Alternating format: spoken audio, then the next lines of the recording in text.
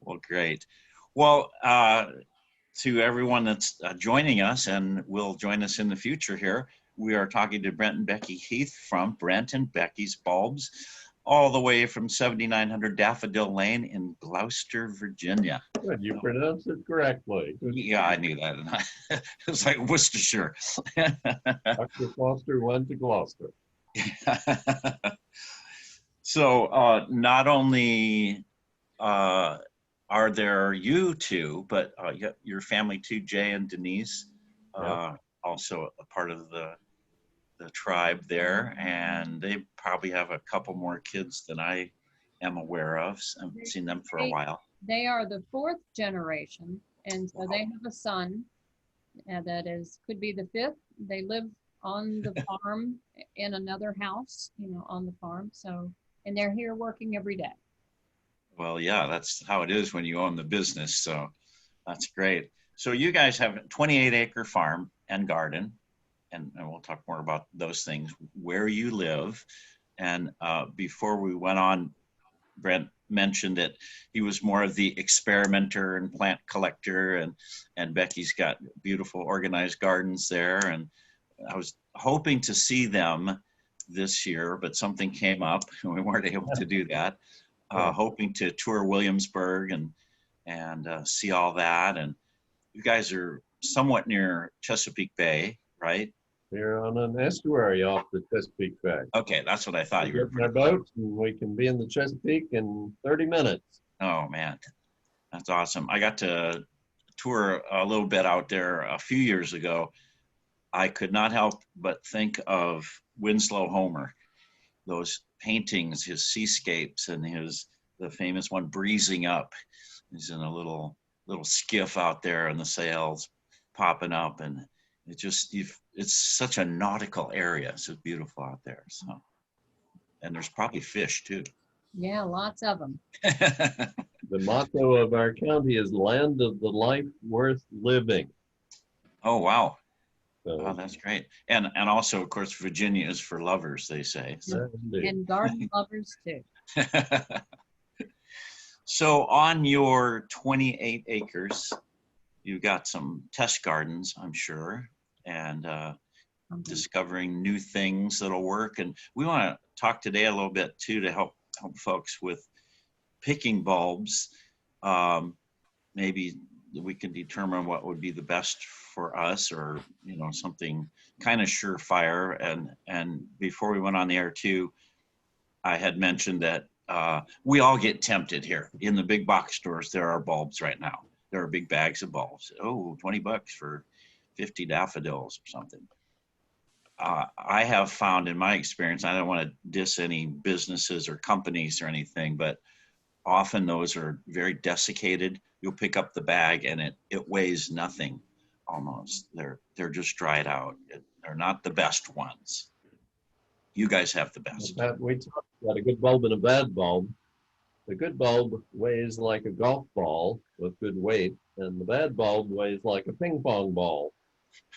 So, a good way to tell. But the bad bulb is simply caught a fungus and it's rotted.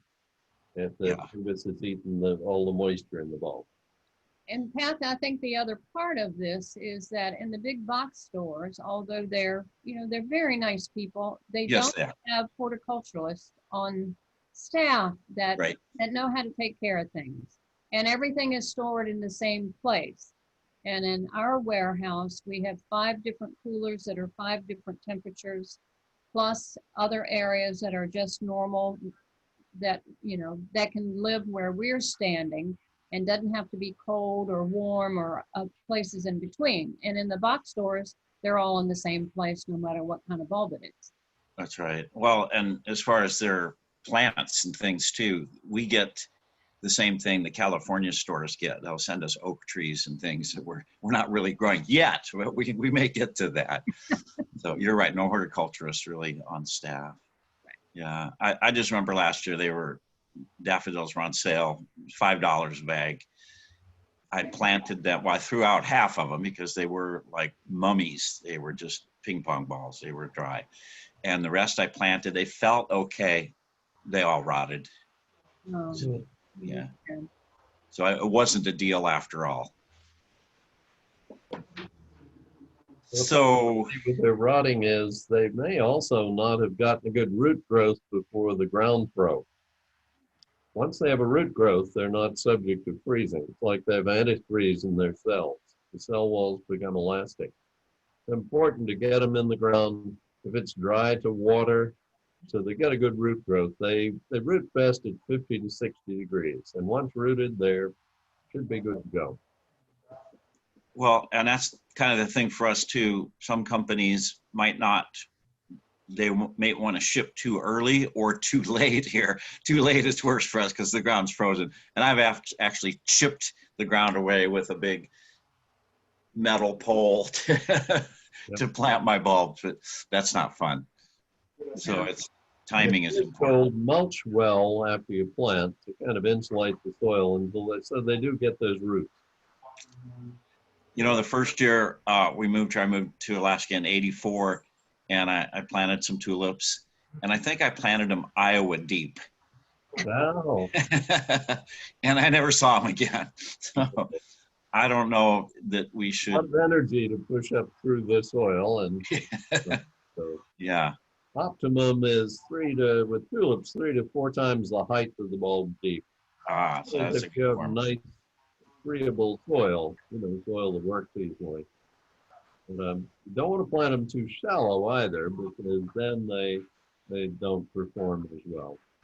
But typically 3 times the height of the bulb, 2-inch bulb going about 6 inches to the bottom of the hole. And with tulips, 8 inches is not too bad. Of course, Okay. they're going to have trouble getting out. Okay. That's worth the price of admission right there. That's a hot tip. And we send cultural instructions with every order. Good. But it's important to look at the cultural instructions before you plant. Even if you're a guy, because men The don't. old school teacher, Pat, but you've been that teacher, Yes. Yeah. Guys, a lot of times don't read directions, but we'll suggest they do. You know, the old way too was bone meal in the hole. I think we're gotten away from that. What about that? Bone meal is in the old days was not steamed and was not. It was more natural and it had more nutrients in it. Today, it has very little in it except for phosphorus and calcium. And bulbs actually need more than phosphorus and calcium. But also, the other problem with bone meal is that every carnivore likes the smell of bones and it's under the bulb, and the critters come and dig them up. And if there are critters that like bulbs, like tulip bulbs, they'll eat them. But bone meal is not a good bulb fertilizer. Okay, yeah, that has changed over the years, so good to know. Now, as a part of a fertilizer, like it's an espoma, which most of the box stores sell, espoma box, Right. bulb tone. It has a complete nitrogen, phosphorus, potash, but then trace elements also. But don't put it in the hole with the bulb. You stand a chance of burning the roots as they emerge. So better top dress after you plant with it and then put the mulch on. So if you do that in the autumn, when you plant, those nutrients will work their way, the microbes in the soil will work them in and they'll become available at the root level of the bulbs when the bulbs need it, which is after they bloom. Don't fertilize after they bloom. That's too late. You'll be fertilizing what's going to grow there in the summer. Okay, good information. And we know all about the mycorrhizal fungi up here. We got a guy. You got a guy? I think we got a couple of books by that guy. Oh, that's great. Yeah, no, that's bacteria and the nematodes and the protozoas and all those other things too that Jeff talks about. But, yeah. Well, that whole world that we didn't know much about that a few years ago. So sure didn't. But yeah, hopefully we're becoming very knowledgeable because we feed the soil and everything grows like crazy. Right. Taking a little bit better care of the earth that way too. Indeed. Give back. Well, I'll tell you, right now it's mushroom time here. We've had lots of rain, which is great. We had no rain last summer. We've had abundant rain this year, and the mushrooms are so great, which is again a kind of a reflection of that because of all the mycorrhizal activity in the soil, and the mushrooms are just the fruiting bodies. Yeah, They're so amazing. So like the fun tip to of see the those. iceberg, right? Yes, And exactly. most of the rest of it is that hyphae underground that is forming associations with plant roots and all that wonderful stuff. Yeah, that is good Giving the stuff. plants nutrients and moisture, and plants giving it starches and sugars.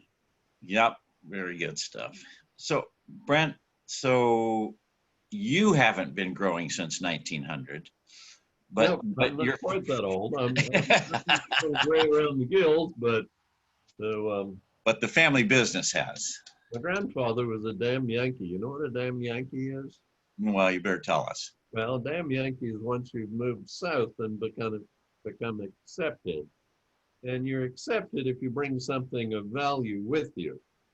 Well, my grandfather brought modern daffodil hybrids to Gloucester and Matthews counties, where people were picking the flowers and shipping them in the spring. And by the way, you always pick daffodils, you never cut them. Run your finger down the stem, put your thumb next to on one side of the stem and your finger on the other, pull up and snap at the same time. You got a nice solid white stem, and the hollow above will hold water. If you cut it, you will get a hollow stem and it won't hold water.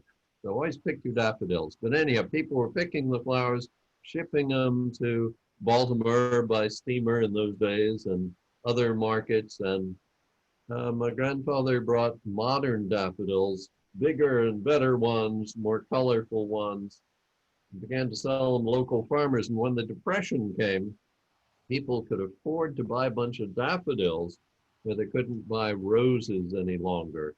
So the daffodil got the nickname the poor man's rose. There's a story about my grandfather in Reader's Digest in 1956 called Gold Was Where He Found It, because literally there were 500 or 600 families growing daffodils in our area at that time for picking the flowers. But we've always been in the bulb end of the business. My father took over my grandfather's uh, hobby business as it really was in the beginning. My grandfather ready to retire. And then my mother came along, and then I came along in 1945. My father was 60 when I was born. Whoops, I was a surprise. But in any event, um, I was able to buy the business from my mother in 1972. And after a starter marriage, and I was growing about 300 acres of daffodils. The starter marriage, of course, didn't work. Becky was teaching one of my children. So um, it worked out so that she's my exact opposite. And we did bump heads a little bit for a while. And we learned that, accepting each other's strengths worked a whole lot better. And we've come a long way, and kids who grew up in the business with us didn't want any part of the hard, hot, dirty work of it. But hey, a couple of them come back, so we're blessed. Um, we've come a long way. You were sent an angel there. Oh, it was indeed. I was indeed. I married well, I say. Yeah, In the South, that normally means you marry money, right? right. But I married brains instead, and Yeah. organization. Well, that's a good deal. And she Oh, enables me to do what I love doing. I love to talk. Yes, sometimes. well, that's I'm good. sorry. So loud. Oh, I'm sorry. So there are more than bulbs. You sell seeds, perennials, supplements, books, gifts, and now cut flowers too, right? In Yeah, and that is a very long story, and I won't go into the details. But basically, it was a leg of the company that I really wanted to do for a really good friend of mine who was helping me do this at one point in time when Brent and I were growing daffodils, and we were only shipping them in the fall. We had 4 kids, and you're only shipping daffodils, one type of bulb, and you were only doing it in the fall. And it was a really long time between January and September for money to come in.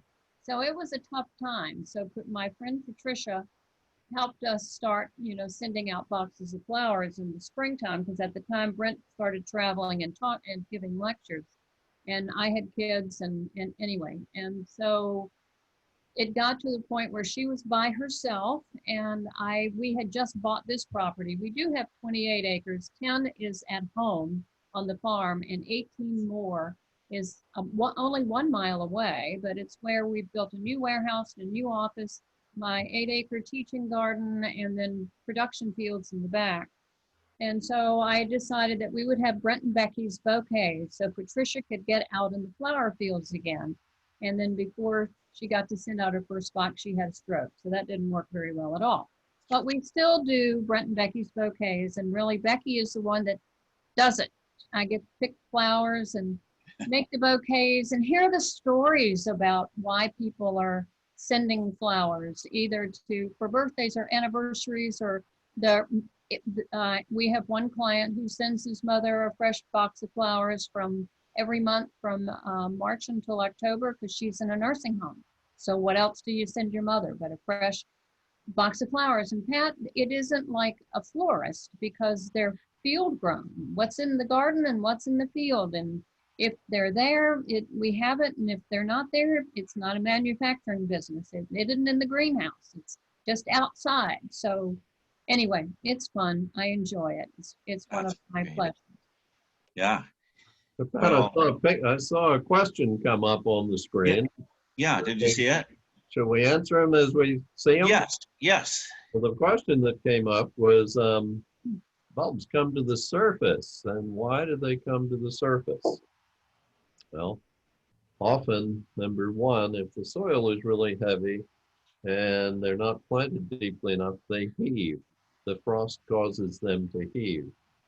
As bulbs multiply, if they're deep enough, 3 times the height of the bulb deep, typically they multiply to a point and then stop multiplying. But if they're too shallow, they keep multiplying, and that pushes them out to the surface. So plant them deeper, 3 times the height of the bulb deep, should take care of it. I imagine if the little bulblets would grow at the bottom of the bulb, that would tend to push those up too. Yeah, I was thinking frost heaving for sure, though. Yeah. So you probably have that more than we. We do. I noticed Laura has a coat on, and she's got the blanket. Sweetheart, it was only 90 here today. Oh. So, we're about at 55. So a beautiful, mostly sunny day. I've been picking apples at the house, inviting the neighbors over, and so we're having a pretty good fall. We had a great summer. So many bluebird days were awesome.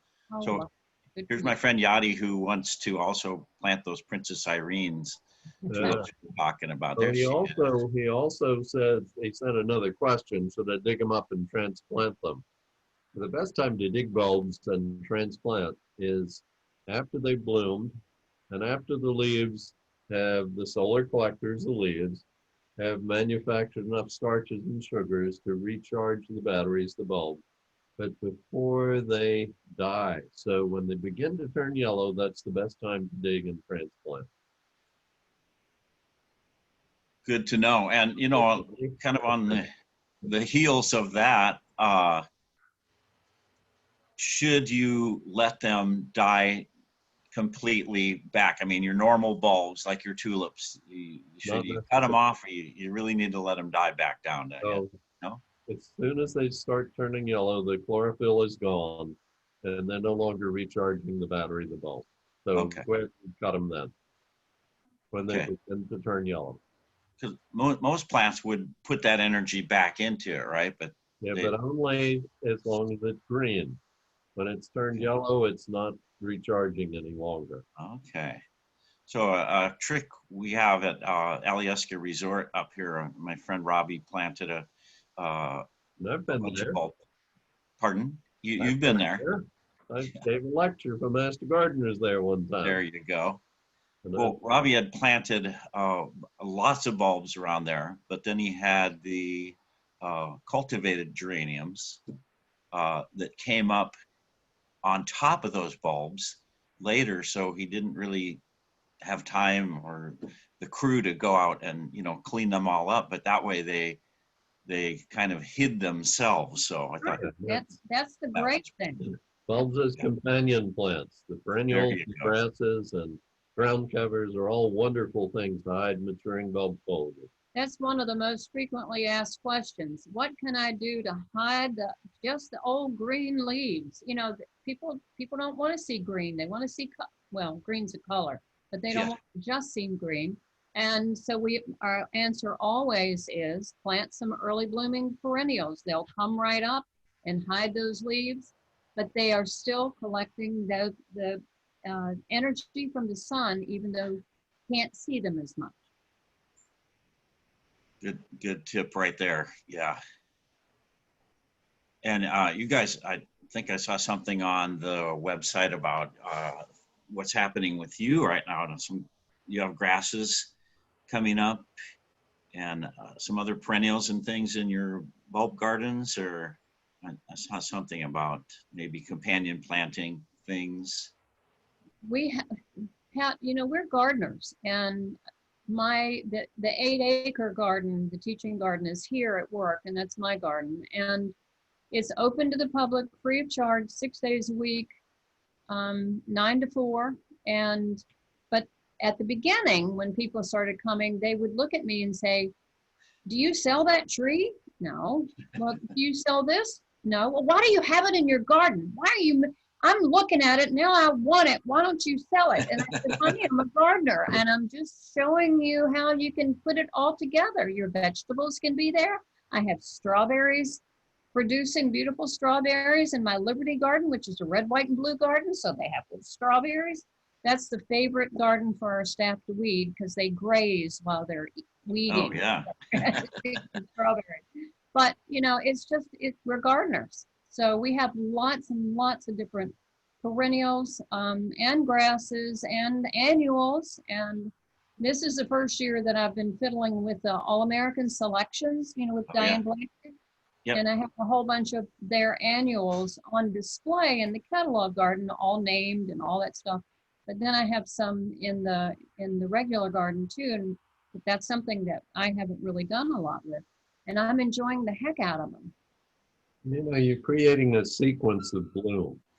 So after the bulbs, you might as well have something else coming. And that is a benefit to the bulbs because actually the summer growth of the perennials and grasses and ground covers using available moisture, because when the bulbs lose their leaves, they're going dormant and they like to sleep, but in a dry bed. So you have something growing on top that helps them to stay on the dry side. So Right. Let them rest after their hard work, huh? Yes. Yeah. In a dry bed. You know, I think we should maybe take a little tour of your website. I think Stacy can work her magic back there at the office.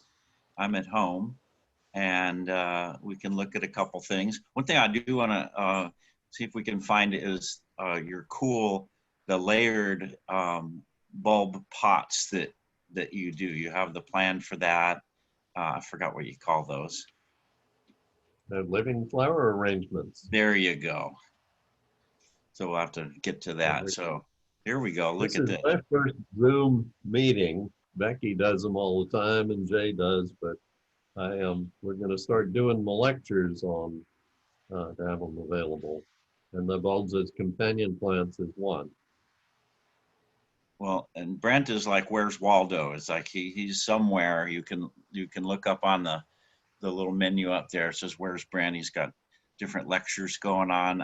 Are you Zooming your lectures currently, or are you actually going places, or how's that working in these days?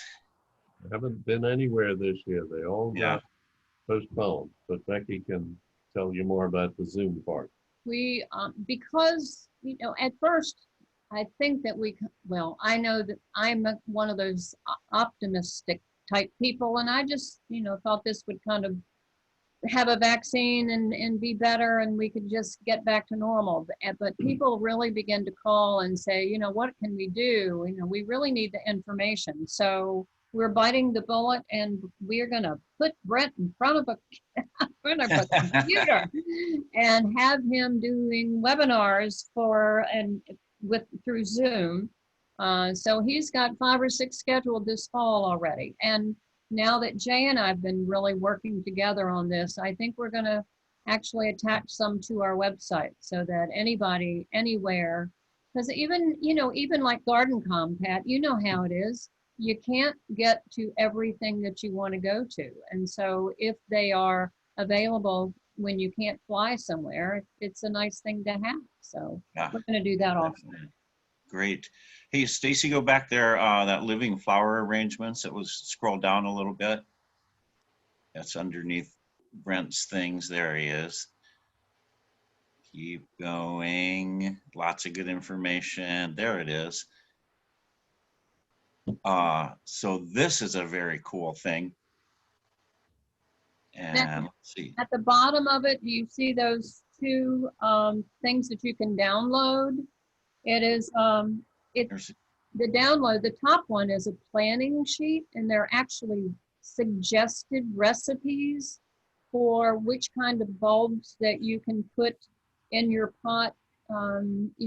There's the tallest one usually goes in the center at the bottom, and you add a little soil, and then the next one, and you add a little more soil, and the next couple, and then you fill it all the way up. And for spring flowering bulbs, there's another sheet that you could download after you put it together to show you or to give you information as to how best to give it the happy vernalization that we'll need in order for it to really want to bloom in the springtime. Living flower arrangements in the springtime using summer flowering bulbs, you pull it together and you basically water it and put it down in the patio. So there's not a whole lot of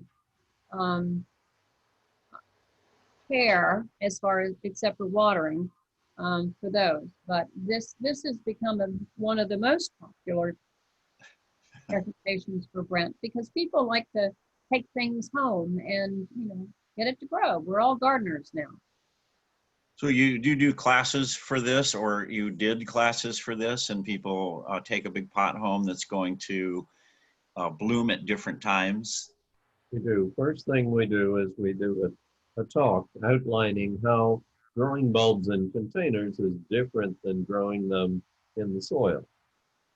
And then secondly, we begin to show some of the types of bulbs that are better suited for this, that are shorter in stature, more compact, and look better in a pot. And then we go through all the different types of bulbs, and then each person gets a 12-inch pot, and then you supply the soil, and we tell you the best kind of soil, because not all potting soils are created equal. We like a bark mix with compost if possible. And we actually layer, we do 3 inches of soil in the pot, we do 3 or 5 because you do odd numbers in a round pot. And then we begin to layer the bulbs in the pot, and we'll go around and coach people as we do it. So. That's really great. I would like to do something like that here. People can download the sheets. So it was nice of you to share those. Matt, I'd love to come back up there and lead that workshop again for you. Oh my gosh, yeah, we need to do that. To be in Alaska. You live in a neat part of the world. Yeah, pretty special place. Hey, Yadi's got another question here. Is there a kind of dwarf bulbs to plant indoors? Now, most bulbs require some outdoor temperature, light, etc. But the best one for indoors is a house plant. There's a little bulb called oxalis. Oh, yes. And the oxalis can be a wonderful low light. They can tolerate low light. They can tolerate indoor temperatures. They don't have to have the cold period to trigger them to bloom. And it's probably the best. Then there are those kinds of Mediterranean bulbs which don't really require a cold period, like the Tizeta type narcissus, the paper whites. And then the hippeastrums, the South African bulb that people commonly call amaryllis. And they can be grown indoors. But and actually paperwhites are mostly treated as annuals. It's too difficult to give them all the requirements to recharge the bulb. However, the amaryllis can quite nicely be following a certain protocol. You can have them bloom again the next year. So, but Yeah. you have to follow a few things. That they do have a dormant period, and they do have to go through that dormancy in order to bloom again. I grow quite a few of the amaryllis or amarylli, whatever the plural might be. Let's see, emus istus errant. Remember my Latin here. Yeah. You know, amaryllis is a plant family. You know, daffodils are in the amaryllis plant family. Oh, Daffodils are narcissus. Snowdrops and snowflakes are. Crinums are. There are a number of amaryllis plant family members. The beauty of them is that nothing eats an amaryllis plant family member. They have alkaloids in them that are very distasteful, and if too many are eaten, they could be poisonous, but they taste so bad, nobody wants to eat them. You know, you mentioned snowdrops, which makes me think of the smaller spring bulbs, which are so easy to plant. You really just can poke a stick in the ground and pop them in there. They don't seem too particular. I know we have a local guy who happens to write books that doesn't like crocus and small things for some reason. I don't know why not, but I love the scilla or snowdrops, or actually I grow tarda tulips quite well. So maybe we can talk about those species tulips a little bit. But yeah, the tiny bulbs are wonderful. People give them a bad name. They call them minor bulbs. There's nothing minor about them. We call them special bulbs. And they are indeed. And Jeff, your friend, I almost spilled beans, but like crocuses, because you probably have squirrels and you probably have gophers. And the bulbs smell like nuts to critters, and they're one of the most attractive to critter depredation. The critters want to eat them. There are a couple of things you can do. You can coat the bulb with a repellent, which seems to thwart the smell of the bulb, and the critters don't smell them and leave them alone. Or one type of crocus called Thomasini anus. Now, people mispronounce that word. It's anus and not anus. It's an honor to Mr. Thomas, who first identified it.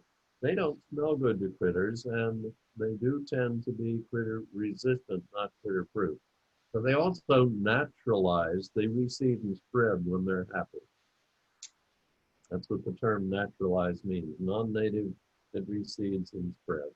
Yeah, and they're welcome to do that, I think, in my garden. I enjoy seeing it. And they come up so early, Yeah. just when you need something. And they're great for the bees too, because early in that season, on a nice warm, balmy early spring day, they're apt to come out, but they don't have very much to feed on. But you know what are not so good for the pollinators? Are amaryllis plant family members, because the pollinators didn't grow up with them, and so they don't utilize daffodils and snowdrops. They do utilize some snowdrops. I'm wrong about them. So, and they get pollinated and they do reseed, but not daffodils. But almost all the other spring flowering bulbs are lovely for pollinators. And it seems like it was a good year here for pollinators. Among those, the wasps, which were a little bit annoying for a while, but they have a place too. Yeah, they do. Yeah. There you know, another little one I grow is Pushkinia. Yes. That real pale blue, but it's so reliable here. It's so nice. So I encourage people. That's the difference. It's great for you, but it doesn't grow worth a hoot here. And psilocyberica would probably be good for you. You know, the name psilocyberia. So, but some bulbs will be better than others. So can you grow the calicortus and the triteleas and that are West Coast, or is it too, are you guys too cold for that? These are Well, the, they're saying we're zone 4B here in Anchorage now. Okay. I think they don't want to change the map too soon, so they might have been a little generous, but we never used to be able to grow hydrangeas, and now they're planting them at new schools if there's a new building up, and they're coming up in the spring, yeah, which it was great. So I think we're expanding the palette a little bit. neat, neat. Yeah. Hey, Stacy, go back up to that Camasia. It's in the middle right there at the top. Yeah. Oh my gosh, we have the one here that's Blue Danube Mhm. Yeah. in Yeah. one of our gardens. Oh my gosh, was that thing spectacular. And you know, that's a Native American bulb. Right, I It's see a Native Sacagawea right American there. bulb. These grow in the high mountain meadows in Idaho and Oregon and Washington typically. They grow in wet meadows in the spring. Now, you know, this bulb actually saved Lewis and Clark from starvation. They had a wonderful guide who didn't know his from a hole in the ground, but he had a smart wife. Yeah, Her name was Sakakawea. yeah, You know, when they were up in the Bitterroot Mountains and they were snowed in and they'd eaten their saddles, eaten their horses, and were working on boiling their saddles. She went out and dug Camasia bulbs and roasted them to make them palatable. Otherwise, they are toxic. You've got to roast them to negate the toxin, and kept them alive. So, smart woman. I got to name one in her honor. If you see the whole group of them, you'll see there's one named Sakakawea. yeah, saw that. Yeah, this plant is in our Lyle's garden, and it's just spectacular this year. And you're going to see an order from me for those. They're awesome. There's a new one, a pink one. I don't know if there's still any No, available. No, It's sold out it's sold already. out. Yeah, there it is. Yeah. Yeah, there weren't very many available. Yeah, there she is. On the way. Yeah. And most people pronounce that Sacagawea. Right. But when I was out in Sawtooth Botanic Garden lecturing, they corrected me. They said her name was Sakakawea. Sacagawea. Okay, good. Yeah, Still. it is Sakahawea. J's and okay. H's. Sock. Sort of like you should sock away some money for the future. Sakahawea. So, Uh, lots of fun stories with this. good. Well, and that's one of my things that The culture comes a little while Can ago. I jump right Yeah. in? You know Yeah. what was so funny? Brent was in the Camasia field with the grower, and it was a white Camasia. And the guy looked at this and said, "Damn, that's virus." And Brent said, "No, no, no, no, no. Let's back up and look a little bit." And you see, it just has white variegation, so it's not virus at all. And that's how they found this new one. And then he let me name it, which was really neat. It's really neat. Yeah, that striping on the edge is beautiful. Yeah, it really is. So it's beautiful before and after it blooms. You know, I was just going to say that, Brent, you've got the story about that one. That's one of my shticks. I'm kind of working up a talk on this. Every plant tells a story. Sometimes the Latin name reveals something, where it's from or who maybe discovered it or developed it. And that is fascinating stuff too. So it's fun. Gardening's meant to be fun, you know. It is. We need to start playing in the garden and stop working in the garden. We don't work at golf or tennis or cards, so we need to play in the garden. Look at that. They're a fun one. They bloom in the autumn, like some of the autumn crocuses, and unfortunately, people mistakenly call them meadow saffron and crazy names, but they're not at all crocuses. They're different plant family, and actually, they're important medicinally because a drug called colchicine is extracted from the bulb to treat gout. Now, they're important also, not only in the medical field, but in the plant breeding field, because this chemical colchicine is actually such a strong chemical, and it's toxic. It's very poisonous.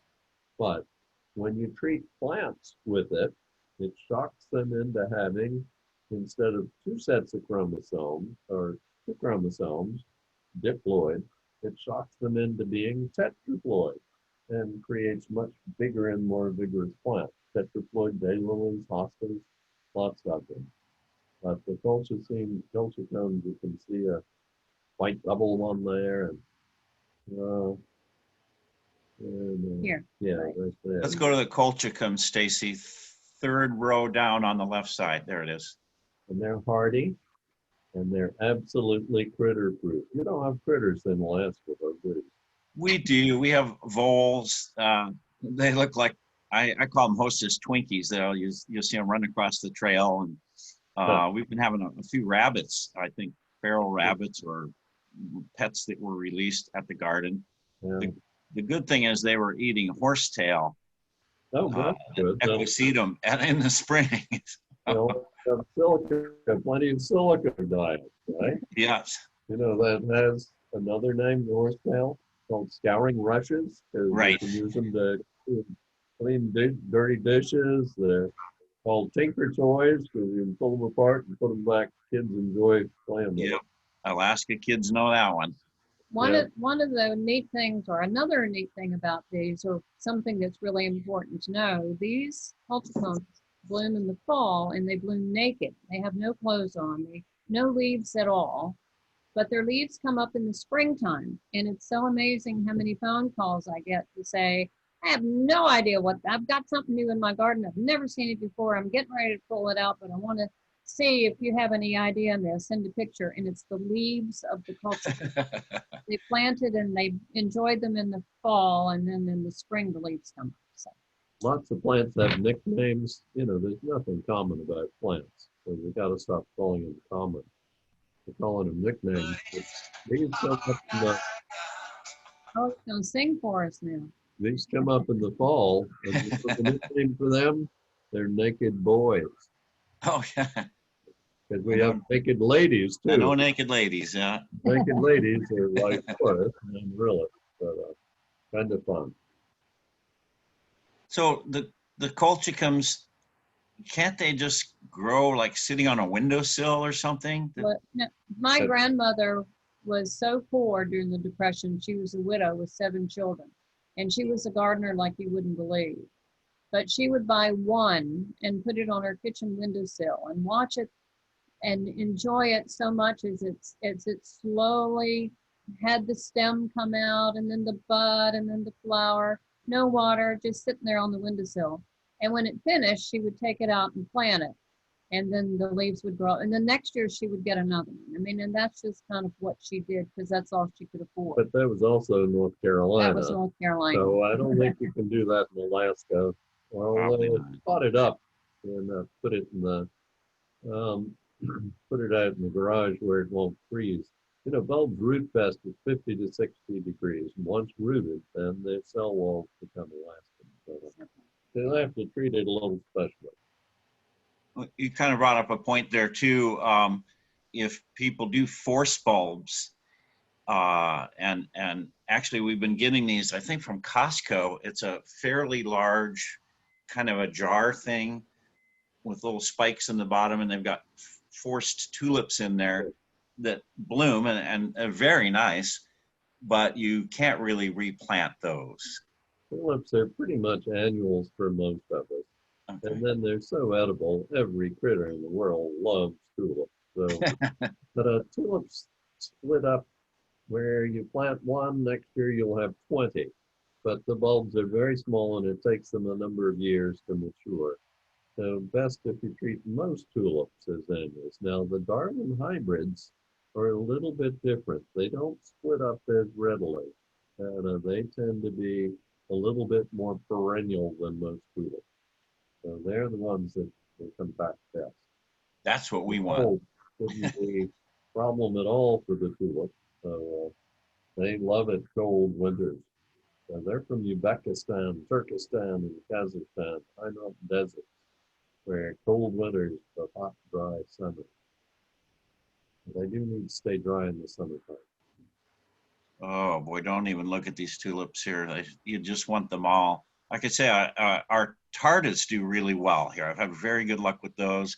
Not so much with the other species tulips, but I keep trying.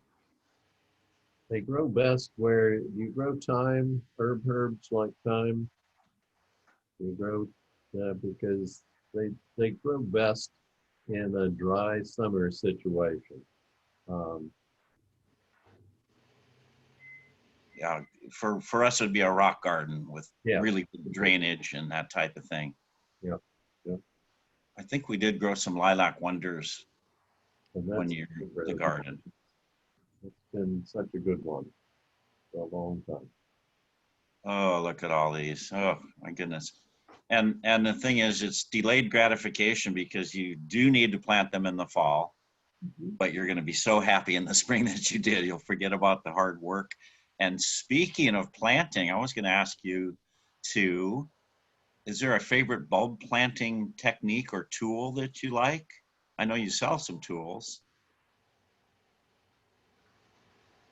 Well, most of the time for us, and actually for me also, because my soil in my garden just 1 mile from home, which has sandy loamy soil, is a really gray mottled clay. It is just as dense.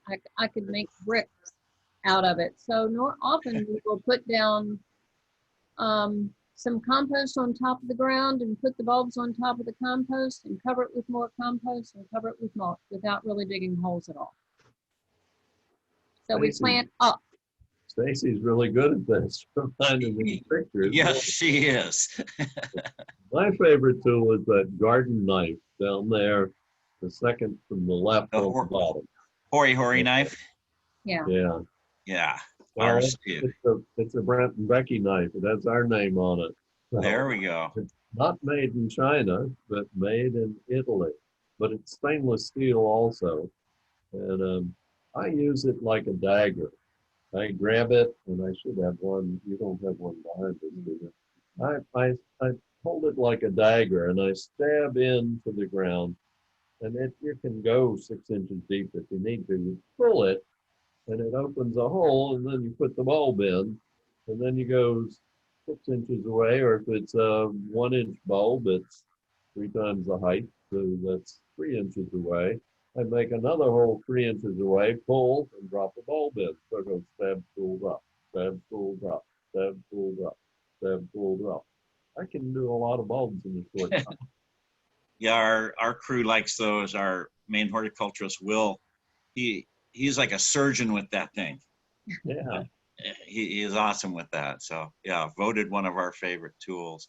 You know, I like the auger with a drill, but boy, if you hit a root with that thing, I mean, you could break your wrist, especially if you're an older person like I am. Get the drill don't use an electric corded drill. Use a battery powered one that has a clutch. Right. And you can set the clutch so that if you hit something, it'll go, it'll stop moving. And it won't hurt your wrist. Yeah, good point. That is a handy tool, and especially if you have a grandkid who can come along behind you and drop a bulb in your hole. That Becky works and I pretty made well. a great team doing that years ago. Years ago. Yes, sir. We once planted 10,000 bulbs in a customer's garden, but that was almost 40 years ago. So Wow. we've been together for a while. Yeah, that's great. Well, Yeah. very cool. Let's see what else. So favorite tool we got. What are there any like really for sure fire tulips that we should be planting? We talked about Princess Irene has done well for us. I know Yadi, who's on our chat, is interested in those. The Darwin hybrids. The Darwin hybrids are the more perennial. Okay. And Pat, do you remember? Were you in Salt Lake City? Yes. Okay. Do you remember the plant skid people that were there? Yes. That really is a wonderful product that is not poisonous, so you don't have to worry about your dogs, your cats, your children. And to soak those tulip bulbs and let it dry like in a rubber bucket before you plant them, I promise it is a remark. It's actually on their product, they guarantee it for a year. Oh, Or wow. 6 months. maybe I think it's 6 months. That's right. Okay, I think it's 6 months, but still, you're planting them in the fall, and then you've got all that time for them to bloom. Now, I don't know what happens above the ground, whether you have moose or elks or deer or those other things, but So you want to spray just as it emerges, also, because that bud is like a lollipop. It's just so succulent. That's what I say, moose candy. They'll come back and eat every one unless you put that repellent on. I have pictures from schools of like a beautiful bulb garden before and then after the moose. They're just nothing. So okay. yeah, I didn't think about soaking the bulbs in plant skid though. It's not pretty, but no, it's not. But and it doesn't smell very good. But the No. girls don't like it. They're the gatherers. We're the hunters. It doesn't tend to bother us. But anyhow, the critters don't like it either. there are two kinds. There's a granular that you sprinkle on top of the ground, and then there's a concentrate that you mix with water to do that kind of soaking, or to water on top of the ground also, or spray the plant above the ground. And I don't have any stock in that company. I'm glad you mentioned that though. That's great. Yeah, So, it really is. It's a really good product. good. Let's see. You know, another question that comes up a lot from people is, what can you plant under your spruce tree? And probably the best answer is nothing. But our native stuff, we have little oak ferns that are about a foot tall, and then of course our native dogwood, Cornus canadensis. Those kind of things work well. It's going to be dry under there, and there's going to be roots under there. It's going to be hard to plant. But any ideas? Yeah, but not specifically planting it in the fall and blooming in the spring, but planting in late spring when you can work the soil. We have caladiums all summer long, all different kinds of colors, and it is just drop dead gorgeous right now. And they're in partial shade, and then they're in really deep, dense shade all over different locations in the garden. I just think they're awesome. Treated like annuals. Though. Oh, they are. They are the most annual. Okay, I didn't even think of that. Yeah. But a spring flowering bulb would be Aranthus hymalis. It's one of the most shade tolerant. And the galanthus is pretty shade tolerant as well. Pianodoxa, relatively shade tolerant. They'll grow better in the sunlight, but they're shade tolerant. So, but could you could you bring up the bottom of that spruce just a little bit to let not so much sunlight, but like light. Limit up. Limit up. Yeah. Okay. Yeah, I get that question all the time. I grow elephant ears here. I got the big ones, and then we got some from Proven Winners to test out at the garden that were a little bit smaller ones we did in containers, and they did so well this summer. So are you talking caladiums when you're talking about elephant ears? No, I'm talking about colocasia. Okay, all right. Yeah. Right. Yeah. A lot of people do call these elephant ears, so that's why I was wondering. I grow a lot of tropicals I'm not supposed to be able to grow, but I have a heated greenhouse. Oh. Everything goes back in there soon. I grow these epiphyllums too. I love those things. And with your elephant ears, if the frost hits them, what you do is just leave them in the pot and keep them dormant all winter. They don't have to stay in leaf, and just store them in a place that won't freeze. So that works as well. And then in the spring, maybe add some more compost to the pot, and or start them in your greenhouse. But you can store them just dry over winter. That's what I do. Yeah, that works. Those are fun. Yeah, it's fun growing things you're not supposed to grow. Yeah.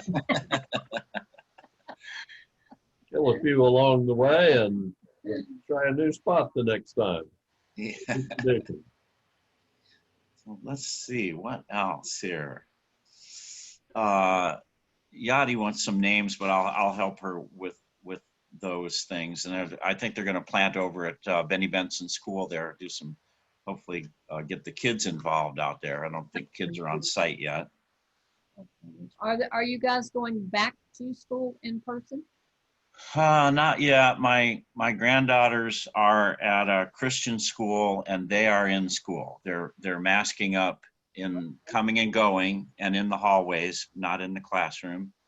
And so far so good with that. The other schools are online for at least this semester, and that affects our program. We have the Costco rolling bakers rack shelves with lights on it and tubs with soil, and we grow herbs and food plants with kids and show them how to prepare it and cook it and make salsa and salads and all different kinds of things. But we're not able to do that, of course, this semester. Yadi, that is your classroom, I guess. Wow. That's really neat. That is so Yeah. cool. That is so cool.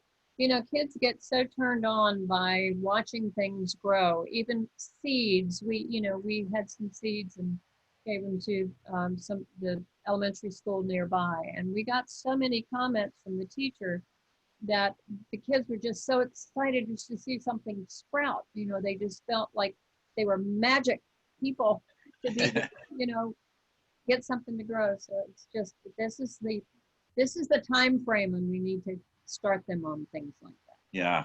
I've been propagating succulents. I have a sort of a succulent fixation, and I've propagated a bunch, and I sold a few, but I really want to just get them into kids' hands as a kind of a homeschool science experiment. So I'm trying to contact some of the homeschools they can come by and pick one up, and everybody can have one, or a rooted cutting of coleus or Swedish ivy or something. It's so easy to grow in water. Right. That, it's all an experiment anyway. So. Well, often when the kids are coming here, Denise, our daughter-in-law, who has the shop and does a lot of stuff with school children, she has them potting up the oxalis. We talked about that plant before because it is so easy. It can be grown outside here, probably not your place, or inside. It's available in the fall for planting now, and it's also available again in the spring for planting fresh. But there's one in particular called Iron Cross, and it has 4 leaves instead of 3. And because the cross is in the middle, it's very distinctive in how it looks, and it looks like a 4-leaf clover. So it's a lucky plant, and the kids just, they just go ape over it. It's so much fun. And that reminds me, Yadi, I've got some of that oxalis for you, the purple shamrock. I can give you enough for a classroom of kids. So easy to propagate. Pat, it's triangularis, right? Uh-huh. Try the tetraphylla, so 4 leaves. It's called Iron Cross. And it's a neat one for inside as well. Yeah, I've got one of those too. Yep. Good. That's great. Well, I have a couple notes up here. I'll take care of Yadi. She's in close contact.